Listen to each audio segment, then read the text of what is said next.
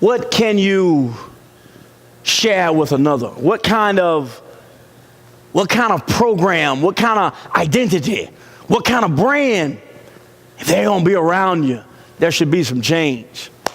I say this all the time. You can't hang around me too long if you don't change. We ain't going to hang out. We're not going to go to lunch no more. One day the phone not going to be answered. Why? Because I am here to be used of God to deposit something in your life. And you are here to be used of God to naturally deposit something in my life. I want you to understand this part about mothering. Last point, and I got to go, is she gave him supernatural normalcy. She gave him spiritual normalcy. He wasn't peculiar, because it sounded like when he was laying down, the Holy Spirit was talking to him. She didn't tell him, boy, you're crazy. Something's going on. She gave him normalcy about the Spirit. I recall about, I don't know if it's been 6 months or a year. I don't think it's been that long. I had Julia do a prayer. She didn't do too well. How about that?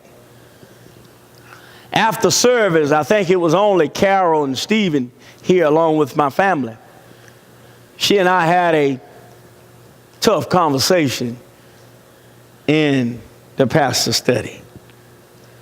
She came out and she had to pray. Stephen and Carol were the audience. Tough time. Tough time for her. She had tears in her eyes, trying to learn to pray. Public prayer. Do you remember that? Had tears in her eyes. It looked like punishment. Looked painful. But my assignment is to give her normalcy in the environment of God. To give her normalcy in the atmosphere of the Spirit.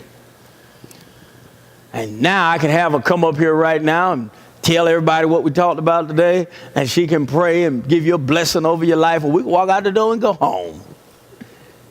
Normalcy. We're at the dinner table, no matter where we are, we got to pray. Somebody got to pray. I rarely pray when we have dinner as a family. I rarely pray. Matilda rarely prays. Julia or Anna gonna always pray. And they're not gonna say the same prayer. We've had that conversation too. This is not recital time. This is not a nursery rhyme. Prayer is conversation with who? The God of all creation. And so she gave this young man supernatural normalcy. When they were at the wedding, Cana of Galilee, she gave him supernatural normalcy. When he was with the elders on that day he got in trouble, she didn't really correct him sternly. The Bible said she hid those things in her heart. He was peculiar. She just hid it in her heart. City of Faith Church is an atmosphere where we talk about the Spirit, an atmosphere where we talk about faith, an atmosphere I talk about my failures and I talk about my highs, not because it's about me, but I want you to understand this is called normal. Well, I got a little cold today. It's called normal. I had a tragic event happen in my life. It's called folk gossip, folk talk. It's called I ain't got no money. It can be. Now I have some money. It can be just the normalcy of life. And oftentimes, again, not being parented, not being nurtured, not being mothered, not being fathered, not being pastored, we think it's all a show. You don't, I'm not talking about it, but you don't know Joel Osteen. How you know him when you got to touch him behind the rope? You don't know him. You don't know what he like for dinner. You don't know whether he eat in the bed, eat at the table. You don't know. Why? Because it's not built to give you that intimacy. How do you know? So we have a landscape in the United States of about 1,500 churches that dominate the attention. And they're set up not as shepherd environments, they're set up as rancher environments. The rancher sits in the office and he has a bunch of cowboys. And the cowboys deal with the cattle and deal with the staff. But what does the shepherd do? The shepherd don't have any staff. The shepherd deals directly with the sheep. That's a very intimate approach when you have the shepherd. And how did Christ give an illustration for us to move forward as a church? Was it as the rancher or was it as the shepherd? And what I find in growing and planting a church is that individuals are used to a ranching model, especially in a large city like Houston, Texas. You cannot ask me to pay no money, because when I go to the big church, they don't ask me to pay, man. Them folks don't make me pay. I don't have to pay. I can use all the services. I can sit in the best seat. I can take advantage of the daycare and all that, and I don't pay nothing. I don't even have to join. That ain't church. That's not how that works. That's not the function of it. You're not getting anything out and you're not putting anything in. That's not church. That's called a crowd. So we look at the atmosphere. I love the way it's illustrated. We have the crowd. We have chaos first. Then we have the crowd. Then out of the crowd, we formulate a congregation. Then after you formulate a congregation, you formulate a group of the committed. After you formulate a group of the committed, you formulate the what? The call.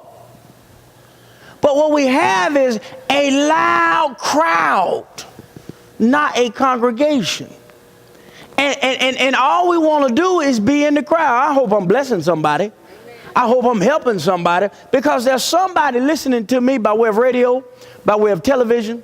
There's someone connecting through social media, and you are comparing an intimate shepherd environment that God has deposited you in. You are comparing that to a big old Texas ranch somewhere. And that's not the situation that God has placed you in. Am I helping anybody? And so it goes back to being mothered. It goes back to being fathered. It goes back to being loved. It goes back to being parented. But there is an intimacy of church. There's an intimacy of faith. See, faith is not saying the right thing so that you can hit the slot machine. Faith is not Las Vegas. That's not how faith works. Faith is relationship.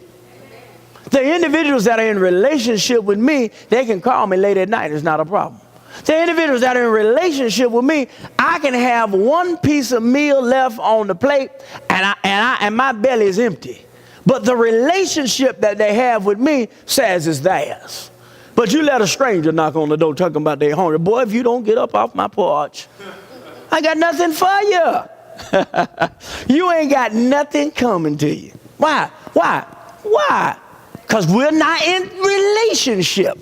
I want you to understand this nurturing process. I want you to understand this process of how God develops and births even supernatural people. He left a womb in the earth, and I'm going on this one. He left a womb in the earth. It's called the church. He left a supernatural womb in the earth, a womb that we all can climb inside of, a womb that we all can be encouraged by, a womb that we can be nurtured by, a womb that we can be developed by, a womb that will check us, a womb that will confront us, a womb that will give us milk when we need milk, but steak when we need steak, a womb that will tell us our assignment in this household of God, our assignment in the family of his kingdom, and the womb that God has given us is called the church. Now that womb for us all might be a little bit different. That mother of the church may be different for us all. But I tell you what, stay in the womb where God has placed you. Let God develop you in that womb.